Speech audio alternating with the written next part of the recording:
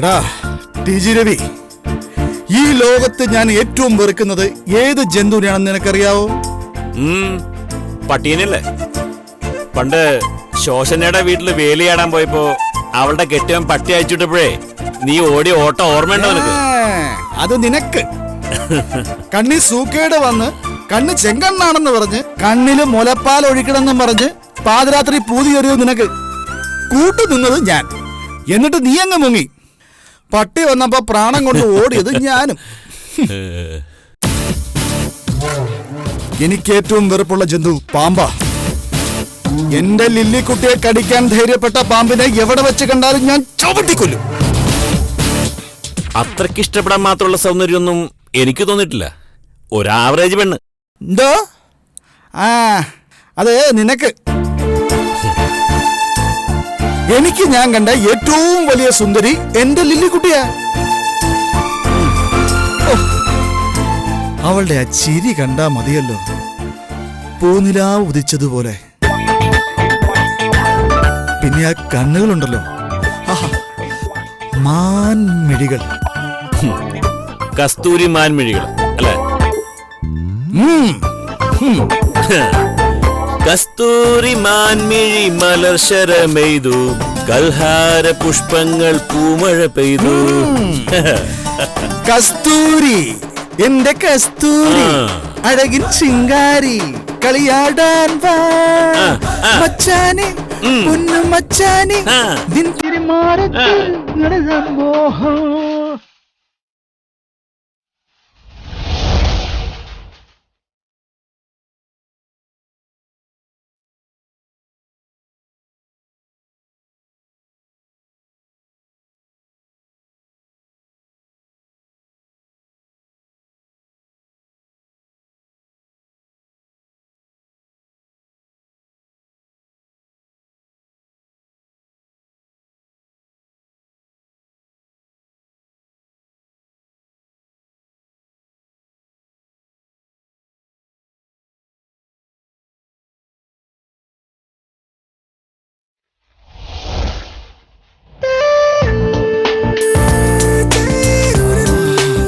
ഓമന ചുണ്ടിലെ തേരിൽ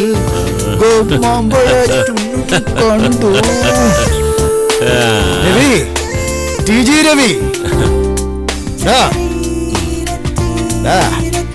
എനിക്ക് എന്റെ ലില്ലിക്കുട്ടിയുടെ പുന്നാര വാക്കിൽ മയങ്ങി ഒരു 100, അത് വേണ്ട, കുറഞ്ഞു 1000, അത് വേണ്ട, 900 പ്രാവശ്യം മുത്തമിട്ട് അണച്ചു പിടിക്കാൻ മോഹം, ദാഹം, ആഗ്രഹം.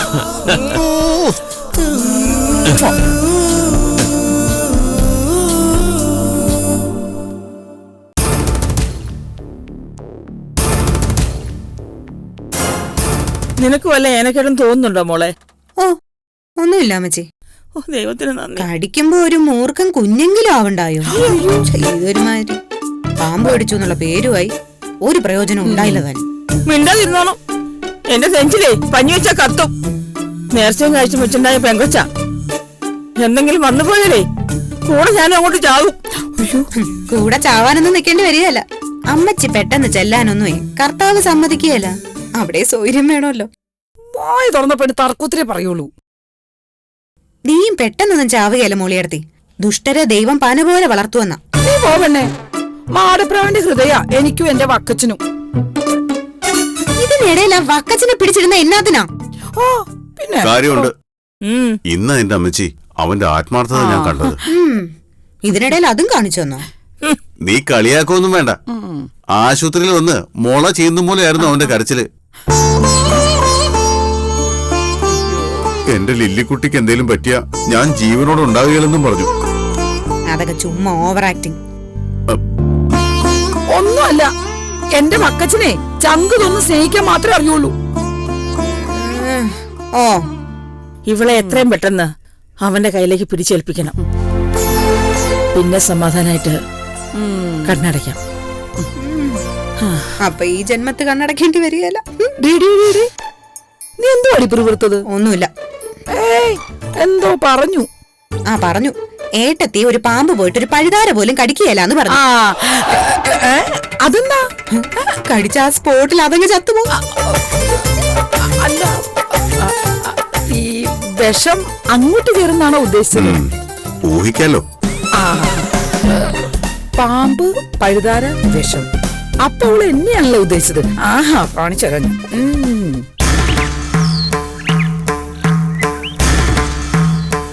കെടാവിളക്കിന് മുന്നിലാണ് ദേവയോഗ യന്ത്രം. ദേവസാന്നിധ്യമില്ലാതെ അതിനെ എത്ര നാൾ സംരക്ഷിക്കാൻ കഴിയുമെന്നുള്ളതാണ് എന്റെ പേടി.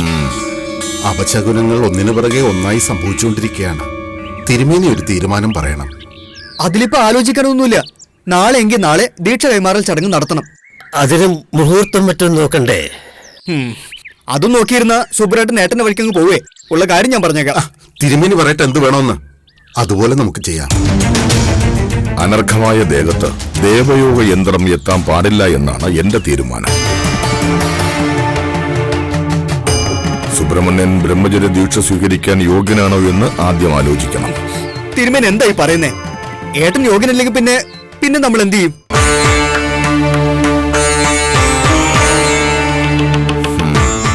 അടുത്ത വഴി ആലോചിക്കണം. അതൊന്നും നടക്കില്ല.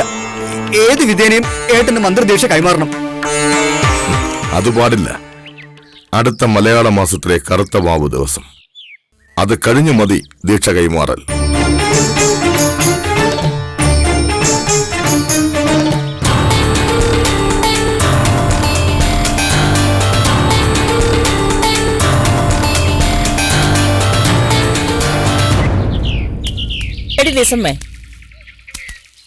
എന്നതാടി അവക്കൊരു കടുംപിടുത്തം? അമ്മച്ചിക്ക് അറിയാവുന്നതല്ലയോ, പക്കച്ചനുമായിട്ടുള്ള മനസമ്മതവും കെട്ടുകല്യാണവും ഒന്നും ലില്ലിക്കുട്ടിക്ക് ഒട്ടും താല്പര്യമില്ല. എന്തുകൊണ്ടാന്ന് എന്നോട് ചോദിച്ചിട്ട് എന്നതാ കാര്യം അമ്മച്ചി? പള്ളിയിൽ വെച്ച് കരക്കാരൻ മുഴുവൻ കേക്ക് ലില്ലിക്കുട്ടി തന്നല്ലയോ വിളിച്ചു പറഞ്ഞത് ബക്കച്ചനെ കെട്ടാൻ സമ്മതമല്ലെന്ന്? അതന്നല്ലയോ, ഇപ്പൊ സാഹചര്യങ്ങളൊക്കെ മാറിയില്ലേ? ഒരു സാഹചര്യവും മാറിയിട്ടില്ല. ലില്ലിക്കുട്ടി സമ്മതിക്കുകയല്ല. അമ്മച്ചി വെറുതെ വീണ്ടും മനസമ്മതോന്നൊക്കെ പറഞ്ഞ് നാണക്കേടാക്കരുത്. ഇനി ഒരു നാണക്കേടുമില്ല. ഉണ്ടായാലേ അന്ന് അവളെ കൊന്നിട്ട് ഞാനും ചാകും. അമ്മച്ചി, ലില്ലിക്കുട്ടിയുടെ മനസ്സിൽ എന്താന്ന് ആർക്കും ഊഹിച്ചെടുക്കാൻ പറ്റത്തില്ല. ശരിക്കും ആലോചിച്ചിട്ട് ഒരു തീരുമാനത്തിൽ എത്തിയാ മതി. ഓ, എനിക്കിനി ഒന്നും ആലോചിക്കാനില്ല. ദേ, ആദ്യത്തെ മനസമ്മതത്തിനും അമ്മച്ചി ഇത് തന്നെ പറഞ്ഞത്. എന്നിട്ട് എന്തായി?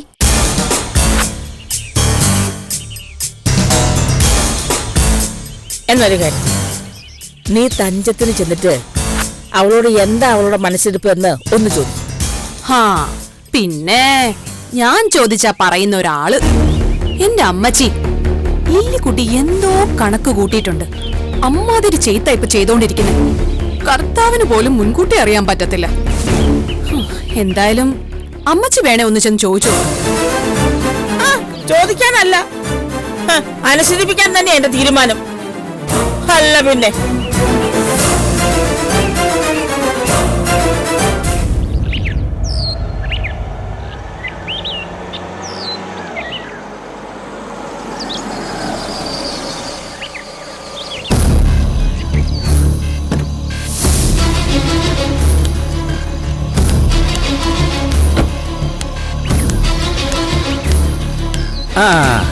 സുബ്രഹ്മണ്യൻ സാറ് വരുമെന്ന് ഞാൻ തീരെ പ്രതീക്ഷിച്ചില്ല. വരില്ലായിരുന്നു. ഏറെ നിർബന്ധിച്ചോണ്ടാ വന്നേ. അതിനെന്തത്ര പേടിക്കാനുള്ളത് സാറേ? പേടിക്കണം.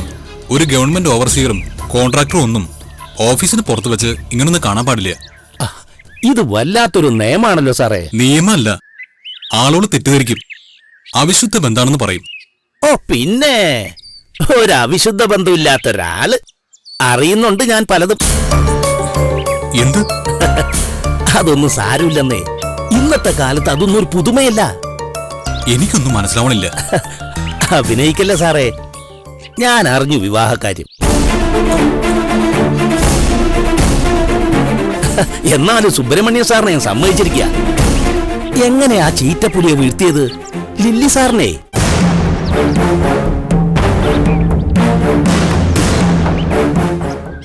വെണ്ണിക്കുളം സബ് രജിസ്ട്രാർ എന്നോടെല്ലാം പറഞ്ഞു. ഇനി കുറച്ച് ദിവസമല്ലേ ഉള്ളൂ. ആ അത് കഴിഞ്ഞ കല്യാണം, ഹണിമൂണ്, അടിപൊളി. അത് വിട്. എന്നെ കാണുന്നു പറഞ്ഞ എന്തിനാ അത് പറ. ഇത് തന്നെ സുബ്രഹ്മണ്യൻ സാറേ എന്റെ വിഷയം. ലില്ലിക്കുട്ടി സുബ്രഹ്മണ്യൻ വിവാഹം.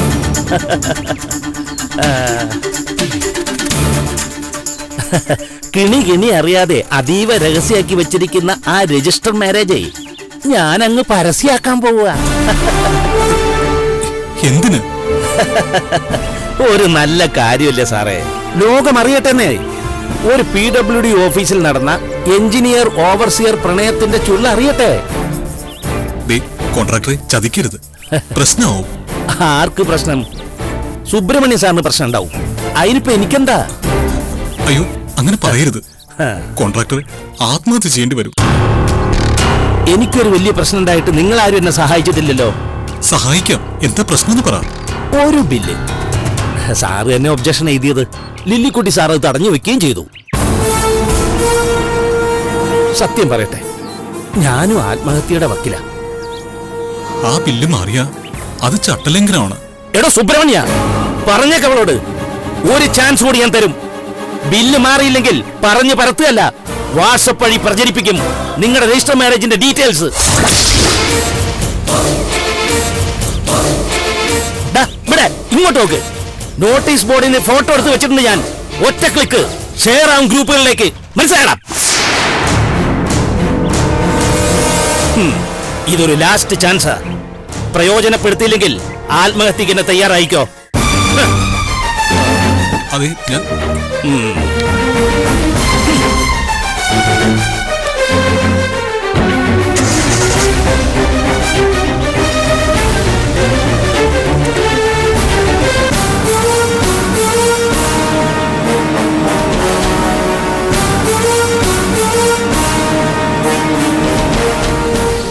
ശ്രീ, ഞാൻ ഉറപ്പിച്ചു പറയാം, നിന്റെ ഏട്ടന്റെ കാര്യം കട്ട പുകയാ.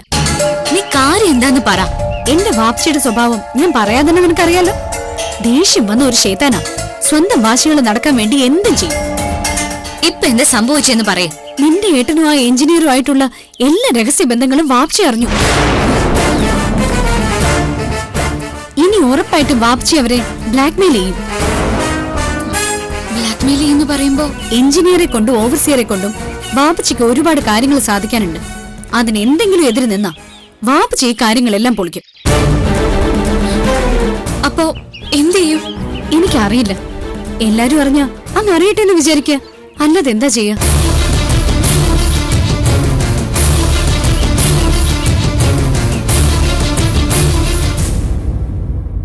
മനസമ്മതത്തിന് മുഹൂർത്തം നോക്കി. അടുത്ത മാസം 10-ന്. മുഹൂർത്തോ? നമ്മൾ ക്രിസ്ത്യാനികൾക്ക് എന്തിനാ ചായ നാളും മുഹൂർത്തമൊക്കെ? നോക്കിക്കോട്ടെ, അതൊക്കെ ഓരോരുത്തരുടെ വിശ്വാസങ്ങളല്ലേ. അമ്മച്ചി, പക്ഷെ മനപ്പൊരുത്തമാണ് വേണ്ടതെന്ന് പറഞ്ഞു കേട്ടിട്ടുണ്ട്. മനപ്പൊരുത്തത്തിനൊക്കെ ഇവിടെ എന്താ ഒരു കുറവ്? ലില്ലിക്കുട്ടി സമ്മതിക്കുകയല്ലെന്നാ എനിക്ക് തോന്നുന്നേ. ഇത്തവണ സമ്മതിച്ചില്ലെങ്കിൽ അവളെ കൊല്ലും, ഞാനും ചാവണം അമ്മച്ചി. അല്ല, പെട്ടെന്ന് പറഞ്ഞു പോയതാ.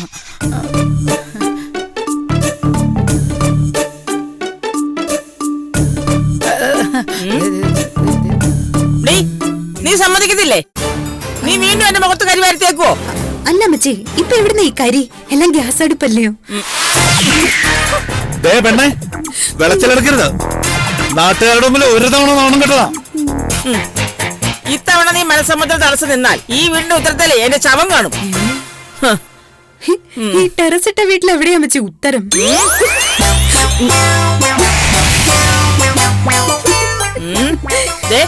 ഞാൻ കൂടുതലൊന്നും പറയുന്നില്ല. വരുന്ന 10-ാം തീയതി മനസ്സമ്മതവും കെട്ട് കല്യാണം ഒരുമിച്ച്. ഇത് എന്റെ വാക്കാ.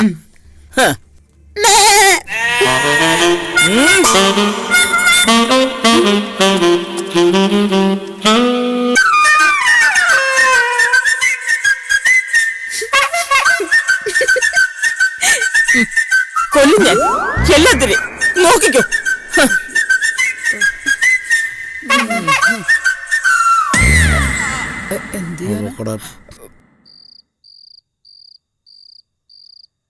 സുബ്രഹ്മണ്യനിൽ വല്ലാത്തൊരു മാറ്റം കാണുന്നുണ്ട്. ശാരദ ശ്രദ്ധിച്ചോ? എനിക്ക് അങ്ങനെയൊന്നും തോന്നിയില്ല. എനിക്ക് തോന്നിയിട്ടുണ്ട്. എന്തോ ഒരു ആലോചനയാ ചെറുക്കൻ എപ്പോഴും. മനസ്സ് വഴിതെറ്റാതെ നോക്കണം. സുബ്രഹ്മണ്യൻ ദീക്ഷ സ്വീകരിക്കുന്നതോടെ തറവാടിന് ശ്രേയസ്സുണ്ടാവുന്ന പ്രശ്നവിധി കണ്ടത്. കീർത്തിയേറും, തറവാട് കേൾവി കേൾക്കും. പക്ഷെ തടസ്സം കാണുന്നു എന്നാ ചൂരക്കാടൻ പറഞ്ഞത്. ചൂരക്കാടന്റെ മുൻവിധികളൊന്നും തെറ്റിയിട്ടില്ല. എന്ത് തടസ്സമായിരിക്കും ഉദ്ദേശിക്കുന്നത്? അപകടം വല്ലതും ഉണ്ടോ? ഉണ്ടാവരുത്. പ്രത്യേകിച്ച് സ്ത്രീകളുമായിട്ട് ഒരു തരത്തിലുള്ള അടുപ്പവും ഉണ്ടാവരുത്. സുബ്രഹ്മണ്യൻ ദീക്ഷ സ്വീകരിച്ചില്ലെങ്കിൽ കുടുംബത്തിൽ 7 തലമുറയ്ക്കാ ദോഷം. വളരെ സൂക്ഷിക്കണം.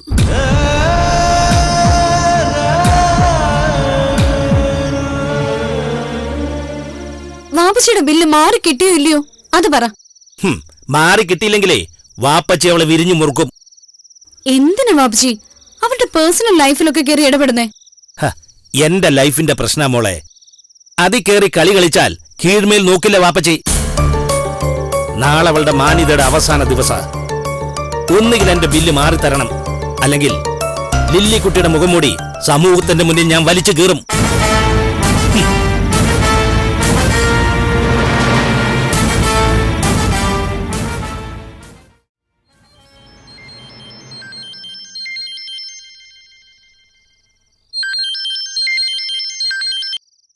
സുബ്രു? ലില്ലിയല്ലേ? പിന്നല്ലാതെ വേറെ ആരാ സുബ്രു എന്ന് വിളിക്കുന്നേ? എനിക്ക് പാക പേടിയ ലില്ലി. എന്തൊക്കെയോ കുഴപ്പങ്ങൾ ഉണ്ടാകാൻ പോവാ. എന്നതാ സുബ്രു, എന്നാ ഉണ്ടാവുമെന്നാ? ആ മുസ്തഫ സകലതും വിളിച്ചിട്ട് പറയാനുള്ള പുറപ്പാടാ. ആ പറയുന്നെങ്കിൽ അങ്ങ് പറയട്ടെന്നെ. അല്ലെങ്കിൽ തന്നെ എന്നും രഹസ്യമാക്കി വെക്കാനൊന്നും പറ്റിയല്ലോ. ഇതങ്ങനെയല്ല ലില്ലി, വലിയ പ്രശ്നങ്ങളായി പോവും. എന്നാലേ നമുക്ക് ഇവിടുന്ന് 2 ദിവസത്തേക്കൊന്ന് മാറി നിന്നാലോ? അപ്പൊ എല്ലാം ഒന്ന് കലങ്ങി തെളിയും. എനിക്ക് ഇവിടെ നിന്നിട്ട് ശ്വാസം മുട്ടലായി. അതാ പറഞ്ഞത്, നമുക്കിവിടുന്ന് എന്തെങ്കിലും മീറ്റിംഗിന്റെ പേര് പറഞ്ഞു വിടാം. ആ, എനിക്കൊന്ന് മാറി നിൽക്കണം തോന്നുന്നു. എന്നാ പിന്നെ കൂടുതലൊന്നും ആലോചിക്കുന്നില്ല, മുങ്ങാം.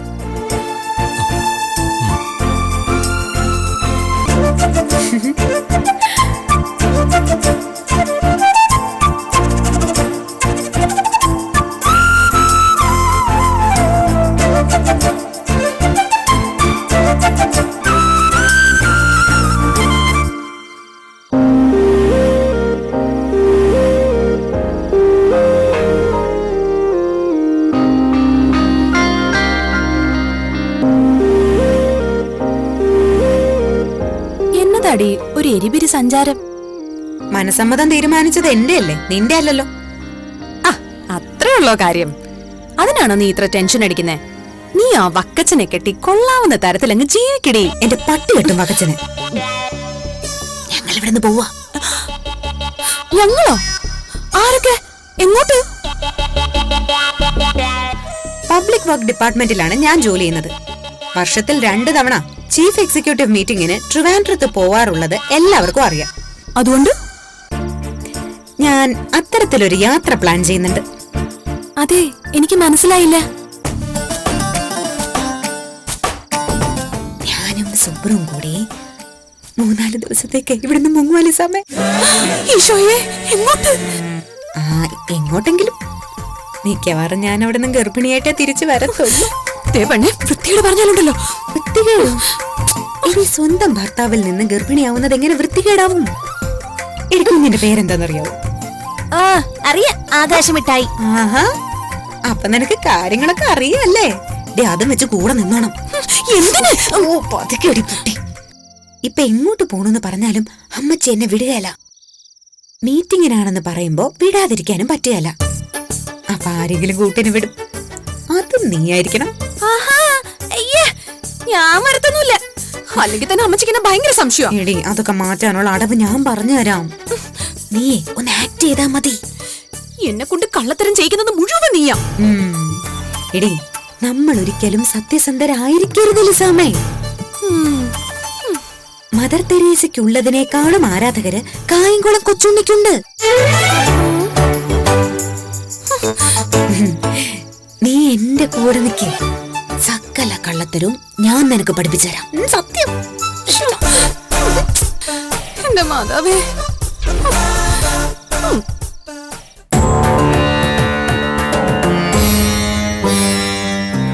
ചില തീരുമാനങ്ങൾ അത്യാവശ്യമായിട്ടെടുത്തേ പറ്റൂ തിരുമേനി. തറവാട് അന്യായി പോകുന്നൊരു പേടി. ഞങ്ങൾക്കൊരു ആലോചനയുണ്ട്, അത് പറയാനാ തിരുമേനിയെ വിളിപ്പിച്ചത്. ഉള്ളത് പറയാലോ. ഇവരുടെ ആലോചനയൊന്നും ഞാൻ അറിഞ്ഞിട്ടില്ല. എന്താ വെച്ചത്?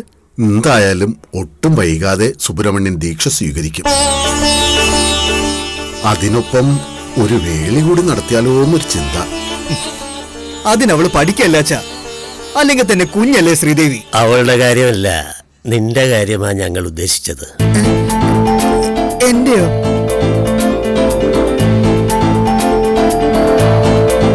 ദീക്ഷ കൈമാറലും വേളി ഒരുമിച്ച് നടത്തിയ കുഴപ്പമുണ്ടോ തിരുമേനി?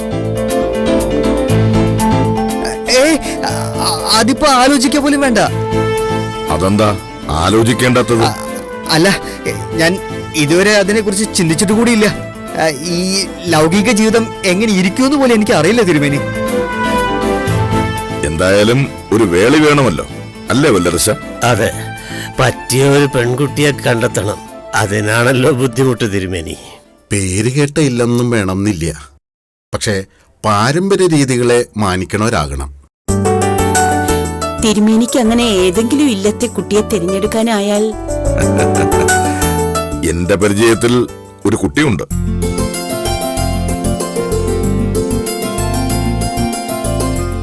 ഇല്ലം നിങ്ങൾക്ക് ബോധ്യമാകുമോ എന്ന് മാത്രം അറിഞ്ഞാൽ മതി. തിരുമേനിയുടെ നിർദ്ദേശമല്ലേ, തെറ്റാനിടയില്ല. എന്നാലും ഏതാ ഇല്ലെന്നൊന്നും അറിഞ്ഞിരുന്നാല്. പടിപ്പുര ഇല്ലത്തെ ചൂരക്കാടൻ തിരുമേനിയുടെ മകൾ അലമേലും. എന്താ താല്പര്യക്കുറവുണ്ടെങ്കിൽ പറയണം. എന്താ തിരുമേനി ഈ പറയണേ? താല്പര്യക്കുറവോ? പഠിപ്പുര ഇല്ലത്തെ കുട്ടിയെ അതിയന്നൂർ മനയിലേക്ക് വേളിയായി കിട്ടുക എന്ന് പറഞ്ഞ കോടി പുണ്യല്ലേ? ആലോചിക്കാനൊന്നുമില്ല, പൊരുത്തമുണ്ടെങ്കിലേ വേളി നടത്തുക തന്നെ. അതിന് ഇദ്ദേഹത്തിന് കുട്ടിയൊന്ന് ബോധ്യപ്പെടണ്ടേ? അയ്യോ, എടുപിടിയെന്ന് അങ്ങനെയൊന്നും തീരുമാനിക്കരുത്. എനിക്കൊന്ന് ആലോചിക്കണം. ആലോചിക്കാനൊന്നുമില്ല, തിരുമേനി പറയുന്നത് അങ്ങോട്ട് അനുസരിക്കാം. എന്നാ പിന്നെ വൈകിക്കണ്ട, നാളെ പുലർച്ചെ തന്നെ കുട്ടിയെ കാണാം. ശ്രീകൃഷ്ണസ്വാമി ക്ഷേത്രത്തിൽ തൊഴാനെത്തും അലമേലും. അവിടെ വെച്ച് ആയിക്കോട്ടെ പെണ്ണ് കാണാൻ. എന്താ സ്വാമിനാഥ, എതിരഭിപ്രായം വല്ലതും ഉണ്ടോ? ഇതിപ്പോ എന്റെ താല്പര്യക്കുറവ് ആരും മാനിക്കുന്നില്ലല്ലോ. എല്ലാം കാരണന്മാര് തീരുമാനിക്കുന്ന പോലെ ആവട്ടെ. എന്നാ പിന്നെ തിരുമേനി വരിക, ബാക്കി കാര്യങ്ങളൊക്കെ നമുക്ക് സംസാരിക്കാം.